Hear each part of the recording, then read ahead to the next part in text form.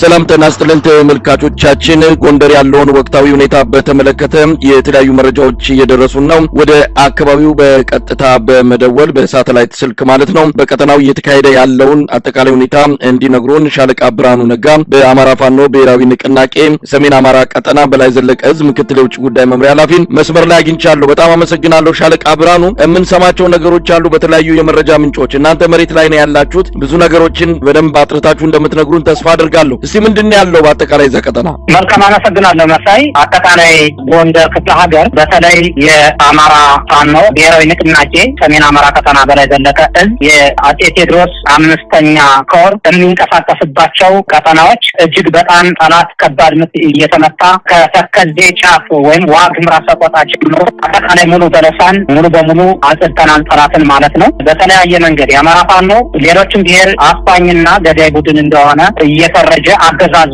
ማህበረሰቡን በጅምላ እየጨፈጨፈ በኃይል ሚዛን በተለይ ዋግምራን ህዝብ ሳህላ ቀጠና ሳህላ ይባላል። እዛ ቀጠና ላይ ፋኖ ዘራፊና ጨፍጫፊ እንደሆነ ያሰፍርት በመንዛት ህዝቡን አደራጅቶ በተለያየ መንገድ ሚንሻ በሚል መዋቅር አደራጅቶ ሰብስቦ በድሮን የጨፈጨፈበት ሁኔታ አለ። እንደገና ያን ማህበረሰብ አደራጅተን እንደ ቀጠና የእዝ አመራርና የኮር አመራሮችንም ይዘን አዋይተን ከጎናችን እንዲሰለፉ አድርገናል ማለት ነው። ከዛ ባሻገር እጅግ በጣም ሰፊ ቀጠናዎችን በዚህ ቀጠና ጠላትን እያሽመደመድን እያጸዳን እንገኛለን። ለአብነት ያህል ከሳህላ ጀምሮ እስከ አሙሲት በኋላ ወረዳ ምስራቅ በለሳ ማለት ነው በእኛ ቁጥጥር አውለናል። እንዲሁም እብናት ወረዳንም በእኛ ቁጥጥር አውለናል ማለት ነው። እንዲሁም አርባያንም ወረዳ በእኛ ቁጥጥር አውለናል ማለት ነው። ደጎማንም በተመሳሳይ ሰዓት ተቆጣጥረን ነበር። እንዲሁም ሚካኤል ደብር ሙሉ በሙሉ ተቆጣጥረናል ማለት ነው። ስለዚህ ብልጽግና ከባድ ምት ተመትቶ እየተንኮታኮተ ወደ ጎንደር ከተማ እየተረጠጠ ነው ያለው። ህዝቡን የማደራጀትና የማንቃት ስራዎችን በከፍተኛ ሁኔታ ሰርተናል። መዋቅሮችን ዘርግተናል ማለት ነው። ከአንዳንድ ቦታዎች ላይ ጦሩን እየሳበ ነው። በተለይ ደቡብ ጎንደር አካባቢ ጦሩን እያስወጣ ነው። በዚህም ሚሊሻውም አድማ በታኙም ተያይዞ አብሮ እየወጣ ነው። በአንዳንድ ቦታዎች ድንገት የአገዛዙ ሰራዊት ሲወጣ ያልሰሙ ሚሊሻዎችና አድማ በታኞች በፋኖ ቁጥጥር ስር እንደዋሉም ይነገራልና ሁለት አይነት ነገር ነው የምንሰማው። አንደኛው በእናንተ ጥቃት ከተሞችን መቆጣጠር፣ ሁለተኛ እነሱ እየለቀቁ ወደ አንድ ቦታ መሰባሰባቸው ነው። ይሄ ምክንያቱ ምንድነው? ወዴት ነው የሚሰባሰቡት? እንግዲህ ምንድነው ብልጽግና በአጠቃላይ በሰከረ ፖለቲካ ውስጥ ያለ ነው። መሪም ተመሪም የለውም። ግዑዝ ነው ማለት ነው። አሁን ባለው ወቅታዊ ሁኔታ ስርዓቱ ቁመና ስንተነትን ወይም ትርጉም ስንሰጠው ራሱን ስቶ መንቀሳቀስ የማይችል ኃይል ነው። ምክንያቱም አንደኛ የስነ ልቦና አደጋ ገጥሞታል። በየትኛውም በኢትዮጵያ ባለው የትግል አሰላለፍ የመጀመሪያው አፋብን ከተመሰረተ ማግስት ጀምሮ አገዛዙ ተሽመድምዷል። መመከት አልቻለም። የፋኖን ብትር ብልጽግና በዛ በቁመናው በቅርጹ ቆሞ መከራከል አልቻለም። ከዛ ውጭ ምንድነው ይሄ ሚንሻ አድማ ብተና የሚባለው ወዳደሩ የታሪክ አካላው ስብስብ ተክዷል ባገዛዙ። ምክንያቱም ብሔሩም አማራ ስለሆነ ሙሉ በሙሉ አያምኑትም። የተካደ ነው። በተደጋጋሚ ጥሪ እናደርጋለን፣ በሚዲያ እንጮሃለን። ነገር ግን ለሆዱ ያደረ ግዑዝ ስለሆነ መከራከያ ከአንድ ቦታ ወደ አንድ ቦታ የሚከደው በጨለማ በሌሊት ነው። እዛ በኋላ ነው እንግዲህ ይሄ የታሪክ አፈላ በግር የሚከተለው። ስለዚህ ምንድነው አጠቃላይ አሁን ብልጽግና ራሱን መከላከል በሚችልበት ቁመና ላይ አይደለም። በፋኖ መዳፍ እጅ ነው ያለው በየትኛውም ቀጠና። ይሄ ደግሞ በተግባር እያሳየ ነው እያደረግነው እየሄድን ያለነው ነውና የአማራ ትንሳኤ የኢትዮጵያ ትንሳኤ በቅርቡ ለህዝባችን ለፋኖ ደጋፊዎቻችን በሀገር ቤት ውስጥ በውጭ ሀገር ላሉ በይፋ በጋድ የምናሳይ ይሆናል። ሻለቃ ብርሃኑ እንደው አሁን ያለውን አጠቃላይ ሁኔታ መግለጽ ከተቻለ እንግዲህ ጎንደርን ከተማን ተቃርበናል አይነት ከመግለጫው የተረዳሁት በጎንደር ያለው ሁኔታ አሁን እርሶ እንደገለጹልን ብዙ ወረዳዎችን በእጃችሁ አስገብታችኋል። ምናልባት እነዚህ በእጃችሁ የሚገቡ ወረዳዎችን እስከምን ያህል በእናንተ እጅ ይቆያሉ የሚለው ባለፉት 2 ዓመታት ከ8 ወር የሄዳችሁበትን የትግል ጉዞ ስንመለከት ከተሞችን ትይዛላችሁ፣ አካባቢዎችን ትቆጣጠራላችሁ፣ ብዙም ሳትቆዩ የምትለቁበት ሁኔታ ነው ያለው። አሁን በተለየ ሁኔታ የሚታይ ወታደራዊ ስልት ነው እየተከተላችሁ ያለው ይመስላል። ለማንኛውም አጠቃላይ ያለው ሁኔታ በዝርዝር ቢነግሩን ሻለቃ ብርሃኑ። ከአሁን በፊት ብዙ ቀጠናዎችን ተቆጣጥረን እንደገና የወታደርን ስልቶችን በመጠቀም ወደ ኋላ አፈግፍገን መልሶ የማጥቃት ስራዎችን ስንሰራ ቆይተናል። እውነት ነው። ነገር ግን አሁን የመጀመሪያው እያደረግን ያለነው ምንድነው ነፃ ቀጠናዎችን ተቆጣጥረን ጊዜያዊ አስተዳደር ህዝቡ ሊታደጉ የሚችሉ መዋቅሮችን በመዘርጋት ረገድ ትልቅ ሚናዎችን ተጫውተናል። እየሰራን ነው። ህዝቡ ራስ በራሱ እንዲስተዳደር እያደረግን ነው። ለህዝቡ አንጻራዊ ሰላም የሚሰጥ ግብረ ኃይል ወይም ሚሊተሪ ኃይል እያስቀመጥን ነው። በየወረዳዎች ጊዜያዊ መዋቅር አለ እስከታች እስከ ቀበሌ ድረስ ራሱን የቻለ ግብረ ኃይል አለ። የፖለቲካ ስራዎችን የሚሰራል፣ ወታደራዊ ክንፉን የሚመራ በየዘርፉ እየሰራን ነው። ከዛ ውጭ ምንድነው? አዎ እውነት ነው። ብልጽግና እዚህ በኋላ ተመልሶ መጥቶ ፋኖን አጥቅቶ ህዝብን የመምራት እንትኑ 11ኛው ሰዓት ተኩል ላይ ደርሷል። የማይሆን ነው። ነገር ግን የአማራ ፋኖ ብዙ እቅዶችን አቅዶ እየሰራ ነው። ወደ ጎንደር ከተማ አካባቢ ሲመጣልን ምንድነው? አገዛዙ ተስፋ ቆርጧል። ንጹሃንን ንብረት እየዘረፈ ነው። ሰላማዊ ነዋሪዎችን፣ ነጋዴዎችን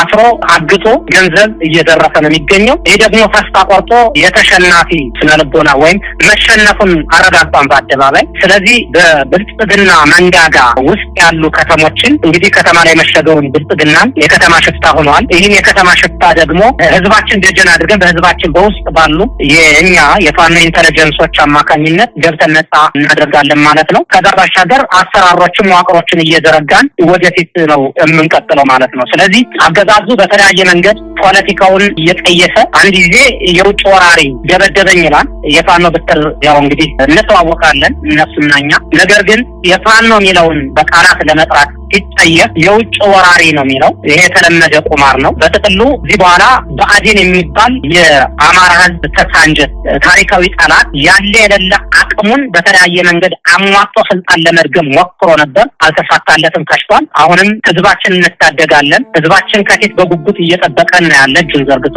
በቅርብ ቀን ነጻነታችን በክንዳችን እናውጃለን። እንደው ሻለቃ ብርሃኑ በዚህን ወቅት ላይ በእጃችሁ የሚገኘው በሰው ኃይልም ሆነ በመሳሪያ ረገድ ያገዛዙ ምን ያህል ያገዛዙን አቅም አዳክሞታል ማለት ይቻላል? እንደምንሰማው ከሆነ ከፍተኛ ቁጥር ያለው በሚሊሻም በአድማ በታኝም በመከላከያ ሰራዊት ደረጃ በአጠቃላይ የጥምሩ ጦር ሰራዊት ብለው የሚጠሩት ቁጥራቸው ከፍተኛ እንደሆነ ነው የሚገለጸው። በዛ ደረጃ ነው። በተለያዩ መረጃ ምንጮች ቁጥራቸው ይለያያል እንጂ ከፍተኛ ቁጥር ያለው የአገዛዙ ጥምር ሰራዊት አባላት በእጃችሁ እንደሚገኙ የጦር መሳሪያዎችንም የማረካችሁ መሆናችሁ ነው የሚገለጸውና ከዚህ አንጻር አቅሙን የሚያዳክም ድል ነው ተገኘ ማለት የሚቻለው። በኪሳራስ ደረጃ በእጃችሁ የሚገኝ ቁጥር አለ? በጣም በርካታ ቁጥር ያለው የአገዛዙ ዙፋን አስጠባቂ ሰራዊት በእጃችን ላይ ይገኛል። በየቀኑም በተመሳሳይ በተለያየ መንገድ በነገራችን ላይ የብልጽግና ሰራዊት ነው የምንለው፣ የኢትዮጵያ መከላከያ ሰራዊት አንለውም። ሌላውም የብአዴን ነው። አሁን የኮልኮሌው አድማ በታና ሚሊሻ የሚባለው የብአዴን ወንበር አስጠባቂ ነው። ይህ ኃይል በተለይ ታፍሶ ነው ህጻናቶች በየትምህርት ቤቱ በየኩል ቤቱ በየመናኸሪያው እየተዘረፈ ተገዶ በጨለማ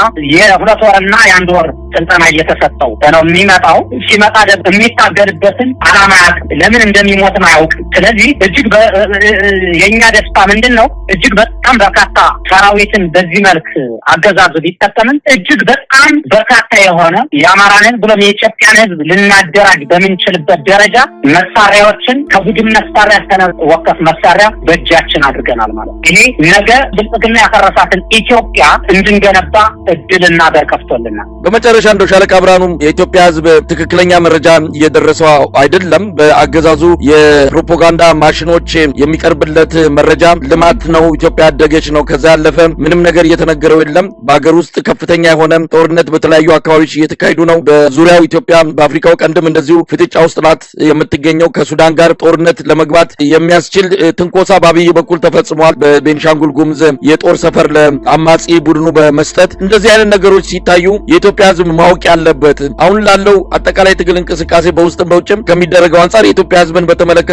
ምን መልእክት ማስተላለፍ ትፈልጋላችሁ? የመጀመሪያው መልእክታችን የአብይ አህመድን ፋን ለማስጠበቅ ቀን ተሌት ዋጋ እየከፈሉ ያሉ የሚሊተሪ ክንፍ ወደ ቀልባቸው እንዲመለሱና ኢትዮጵያን ወደ ቀደመ ታሪኳ እንድንመልሳት ጥሪ አቀርባለሁ። በተለይ የብአዴንን በር ለማስጠበቅ በትናንሽ ጥቅማጥቅም በሽርፍራፊ ወይም በእንፍርፋሪ ጥቅማጥቅም ህሊናቸውን ሽጠው የአማራን ህዝብ የከድ ሚሊሻ ፖሊስና አድማ ብተና ወደ ቀደመ ታሪካቸው እንዲመለሱ ጥሬን በዚሁ ማስተላለፍ ፈልጋለሁ። ከዛ ውጭ የኢትዮጵያ ህዝብ ማወቅ ያለበት ጉዳይ አብይ አህመድ ወደ ስልጣን ከመጣ ጊዜ ጀምሮ አገሪቱ በጦርነት እየታመሰች ጄኖሳይድ በጅምላ እየተጨፈጨፈች ነው የምትገኘው። ታሪኳን ሁሉ ነገሯን አጣለች። ምናድናትን እንዳትድን የምናደርጋትን እኛው ነንና ሁሉም የኢትዮጵያ ብሔር ብሔረሰብ ይህንን ብልጽግና የሚባል ወራሪ ከፋፋይ ሀገር ሻጭ ስለ ኢትዮጵያ ሉዓላዊነት ድንበር ምንም አይነት ደንታ የሌለው ይህንን ታሪካዊ ጠላት ለአንዴና ለመጨረሻ ሁሉም በተባበረ ክንድ ማንበርከክ